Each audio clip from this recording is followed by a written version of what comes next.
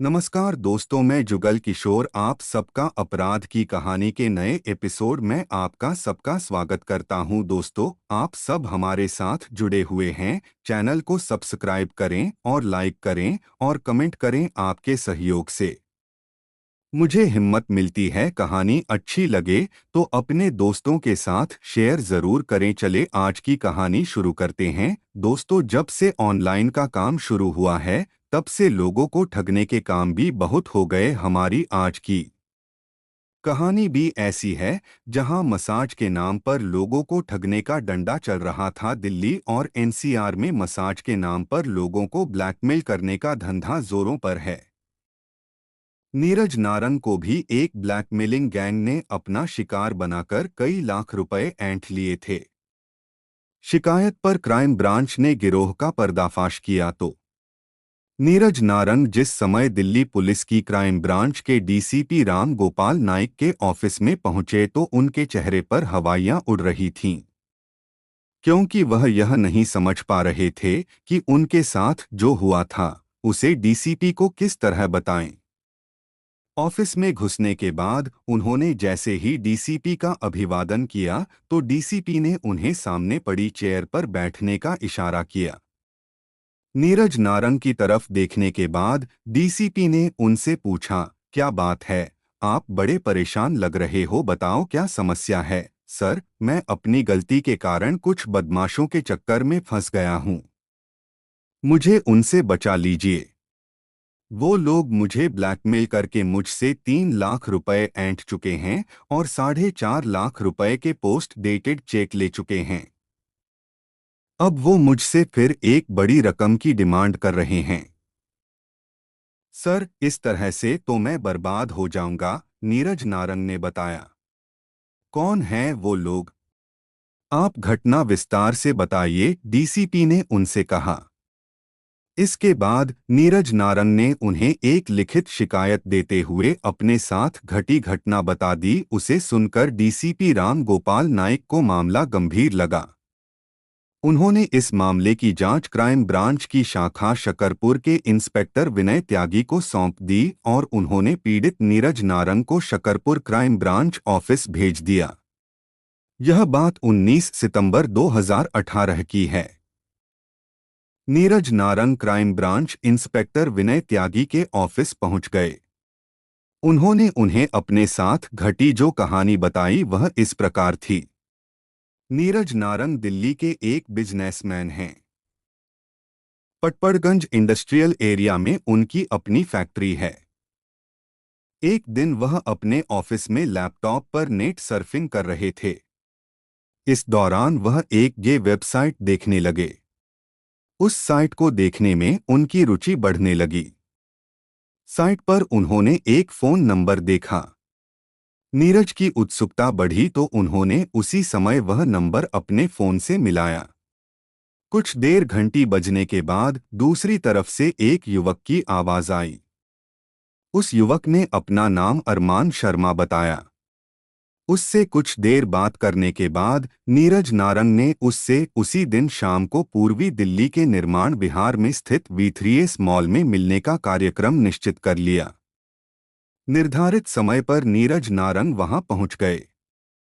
कुछ देर में अरमान शर्मा भी वहां पहुंच गया। वहां स्थित मैकडोनाल्ड रेस्टोरेंट में दोनों की मुलाकात हुई। उसने नीरज को बताया कि वह आधुनिक तरीके की मसाज सर्विस चलता है।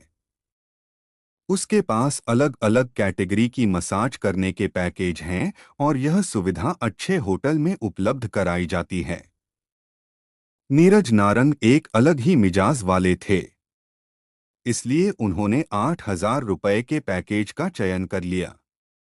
मसाज कराने के लिए वह वैशाली में स्थित एक होटल में पहुंच गए।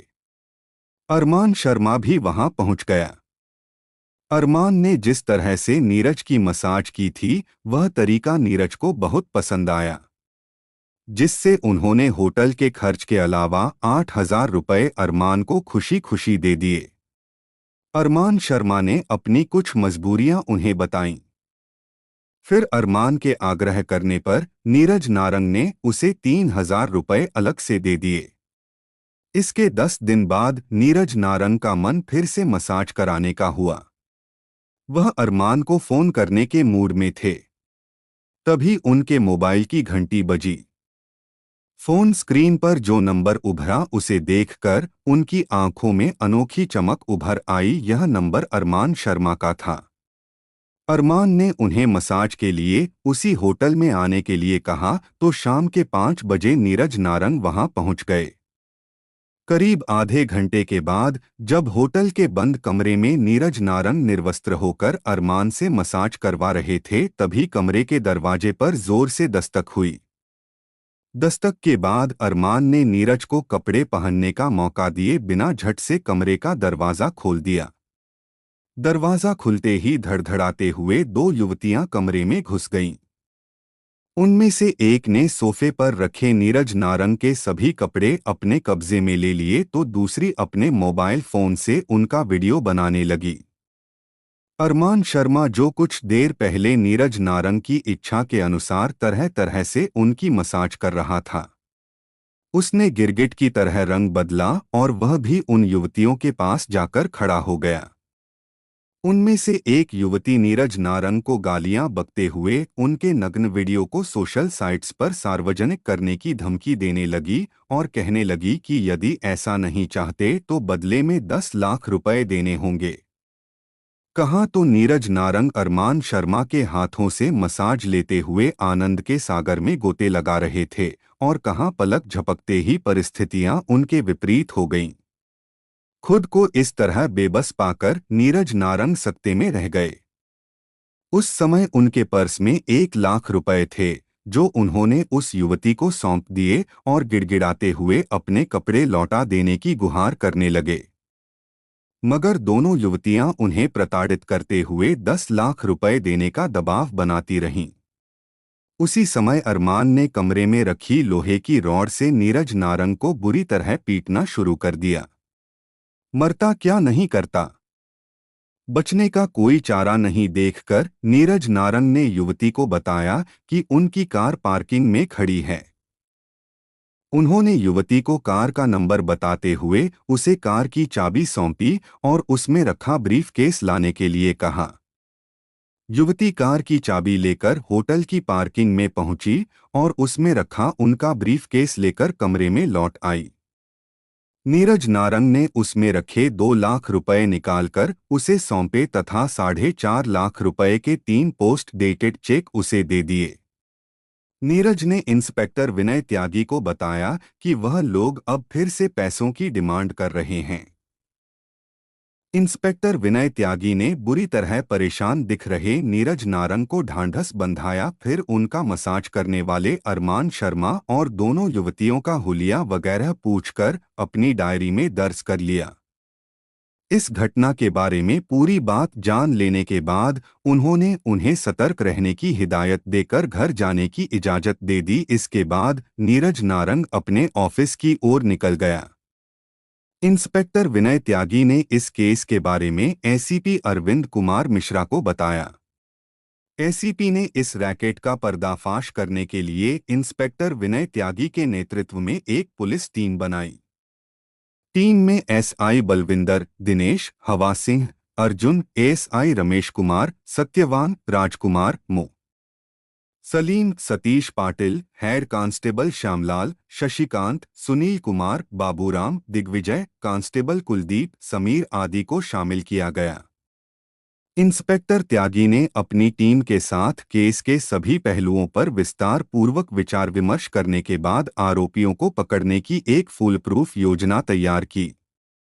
उन्होंने नीरज नारंग को एक बार फिर अपने ऑफिस में बुलाकर पूरी योजना समझा दी। उन्होंने उनसे यह भी कहा कि उनके पास ब्लैकमेलर का जब भी कोई फोन आए तो वह उन्हें सूचित कर दें। इत्तेफाक से अगले ही दिन नीरज नारंग के पास ब्लैकमेलर अरमान शर्मा का फोन आया। उसने 2 लाख रुपए मांगे थे। उसने पैसे लेकर दक्षिणी दिल्ली के साकेत में स्थित सेलेक्ट सिटी वॉक मॉल में शाम को बुलाया था। ऐसा नहीं करने पर उसने परिणाम भुगतने को धमकी दी थी। नीरज ने इंस्पेक्टर विनय त्यागी को फोन करके यह सूचना दे दी। नीरज नारंग की बात सुनकर विनय त्यागी ने एसीपी अरविंद मिश्रा को इस जानकारी से अवगत करा दिया। इसके बाद वह उनसे आगे की योजना पर विचार करने लगे। थोड़ी देर बाद इंस्पेक्टर विनय त्यागी ने नीरज नारंग को फोन करके आगे की पूरी योजना समझा दी। निर्धारित समय पर नीरज नारंग एक बैग में 2 लाख रुपए लेकर साकेत सेलेक्ट वाक सिटी मॉल पहुंच गए और अरमान के वहां आने का इंतजार करने गले। थोड़ी देर बाद अरमान अपनी एक गर्लफ्रेंड के साथ नीरज नारंग के पास पहुंच गया। बातचीत होने के बाद नीरज ने उसे पैसों वाला बैग सौंप दिया। जैसे ही अरमान ने नीरज नारंग से पैसों का बैग लिया, सादे वेश में वहां मौजूद क्राइम ब्रांच की टीम ने अरमान और उसकी गर्लफ्रेंड को अपने काबू में कर लिया। उन्होंने उनके पास बैग से 2 लाख रुपए भी बरामद कर लिए। इसके बाद क्राइम ब्रांच टीम उन दोनों को लेकर शकरपुर स्थित ऑफिस लौट आई। यह बात 20 सितंबर 2018 की है। हिरासत में लिए गए युवक से पूछताछ की गई तो पता चला कि उसका असली नाम अरमान शर्मा नहीं बल्कि शादाब गौहर है। उसके साथ वाली युवती ने अपना नाम मंजीत कौर बताया। दोनों ने पूछताछ के दौरान अपना अपराध स्वीकार करते हुए ब्लैकमेलिंग के धंधे की जो कहानी बताई वह इस प्रकार निकली। 25 साल का शादाब गौहर उर्फ अरमान शर्मा मूल रूप से श्रीनगर, कश्मीर के कुमो पदशेनी बाग का रहने वाला था। वहां से 12वीं तक की पढ़ाई करने के बाद उसका रुझान बॉडी बिल्डिंग की तरफ हो गया। वह बेहद फैशनेबल युवक था, इसलिए खुद के मेंटेन पर बहुत ध्यान देता था। उसने जिम जाना शुरू कर दिया। 1-2 साल तक तो घर वालों ने उसकी बॉडी फिटनेस पर पैसे खर्च किए, लेकिन बाद में उन्होंने कह दिया कि वह खुद कमाकर अपने ऊपर खर्च करे। शादाब ऐसा कोई काम नहीं जानता था जिसके बूते वह कमाई कर सके। लिहाजा उसने मोबाइल रिपेयरिंग का काम सीखना शुरू कर दिया। यह काम सीखने के बाद उसने श्रीनगर में ही मोबाइल रिपेयरिंग की दुकान खोल ली। थोड़े ही दिनों में उसका काम चल निकला और इस काम में उसे अच्छी कमाई होने लगी। जेब में पैसे आए तो वह खुद की फिटनेस पर और ज्यादा ध्यान देने लगा। शादाब बहुत खूबसूरत था।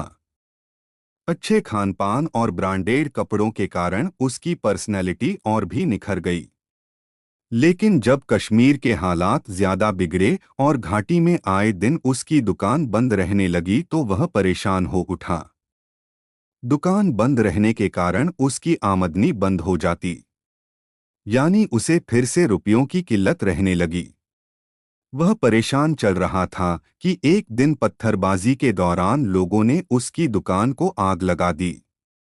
दुकान के उजड़ जाने के कारण उसकी माली हालत बेहद खराब हो गई तो वह काम की तलाश में चंडीगढ़ आ गया और वहां के एक जिम में ट्रेनर की नौकरी कर ली।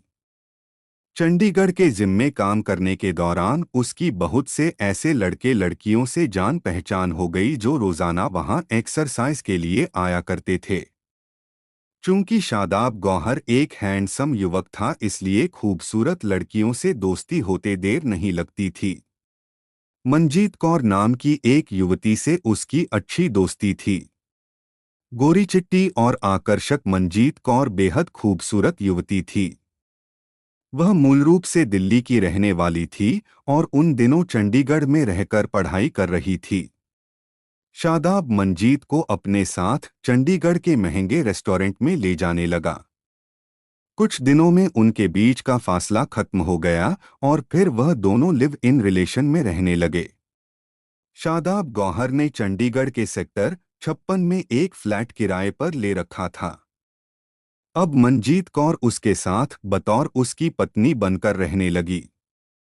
अभी दोनों को साथ रहते हुए ज्यादा दिन नहीं गुजरे थे कि इसी बीच उन्हें महसूस होने लगा कि केवल जिनकी कमाई भर से उनके वे सपने पूरे नहीं हो सकते जिनकी ख्वाहिश वे अपने दिलों में पाले हुए थे। इसके लिए उन्होंने नए नए उपाय खोजने शुरू कर दिए। दोनों यही योजना बनाते कि कम समय में अमीर कैसे हुआ जाए। इसी बीच एक शाम मंजीत कौर की मुलाकात जिम में आने वाली एक अन्य लड़की शीबा से हुई, जो न केवल उसकी ही तरह खूबसूरत और आज़ाद ख्यालों वाली थी, बल्कि उसकी हसरतें भी जल्द अमीर बनने की थीं।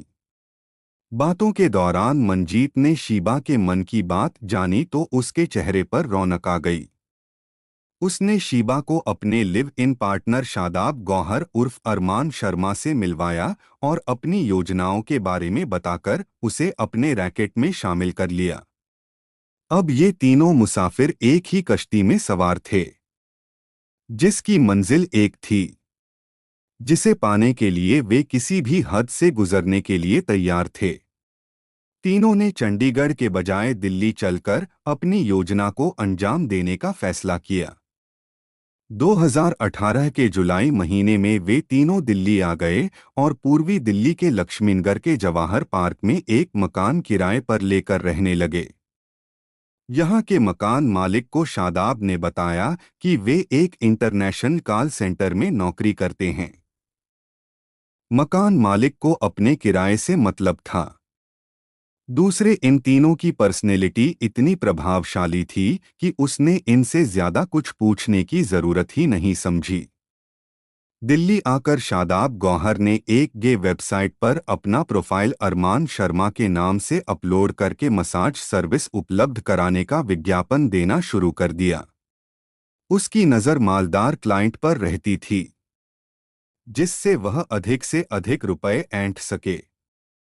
इसके अलावा उसने अपने रैकेट में 8 कमसिन लड़कों और एक लड़की को भी शामिल कर लिया, जो उसके कहने पर क्लाइंट को मसाज सर्विस देने के लिए दिल्ली और एनसीआर में बताए गए ठिकानों पर जाते थे। ये लड़के अपने अपने क्लाइंट को मसाज सर्विस देकर जो भी कमाते थे, उनमें प्रत्येक सर्विस पर शादाब गौहर अपना कमीशन वसूल करता था। और बीच बीच में मंजीत कौर और शीबा मसाज के दौरान क्लाइंट की वीडियो बनाकर उससे मोटी रकम वसूल करती थीं। सितंबर के पहले हफ्ते में नीरज नारंग वेबसाइट पर दिए गए नंबर पर फोन करके शादाब उर्फ अरमान के संपर्क में आए और मसाज करवाने के चक्कर में उसके जाल में फंस गए। 3 लाख रुपए नकद और 4.5 लाख रुपए के पोस्ट डेटेड चेक लेने के बावजूद भी शादाब ने नीरज नारंग का पीछा नहीं छोड़ा। वह उनसे 2 लाख रुपए की और मांग करने लगा। फिर मजबूर होकर नारंग ने इसकी शिकायत क्राइम ब्रांच के डीसीपी से कर दी। शादाब गौहर उर्फ अरमान शर्मा और मंजीत कौर से पूछताछ करने के बाद पुलिस ने उन्हें गिरफ्तार कर कोर्ट में पेश कर 2 दिनों के पुलिस रिमांड पर लिया। इस दौरान दोनों आरोपियों के कब्जे से नीरज नारंग से लिए गए 2.25 लाख रुपए तथा 4.5 लाख रुपए के पोस्ट डेटेड चेक बरामद कर लिए। रिमांड अवधि खत्म होने के बाद पुलिस ने शादाब गौहर और मंजीत कौर को कोर्ट में पेश किया और वहां से दोनों को न्यायिक हिरासत में भेज दिया गया। गिरोह में शामिल तीसरी शातिर लड़की शीबा कथा लिखे जाने तक फरार थी। दोस्तों, आपको कहानी अच्छी लगी हो तो चैनल को सब्सक्राइब जरूर करना और लाइक कमेंट भी कर देना। आपका लाइक और शेयर मुझे हिम्मत देता है। कल फिर आपसे मिलेंगे एक और नई कहानी के साथ। तब तक अपना ख्याल रखें। धन्यवाद।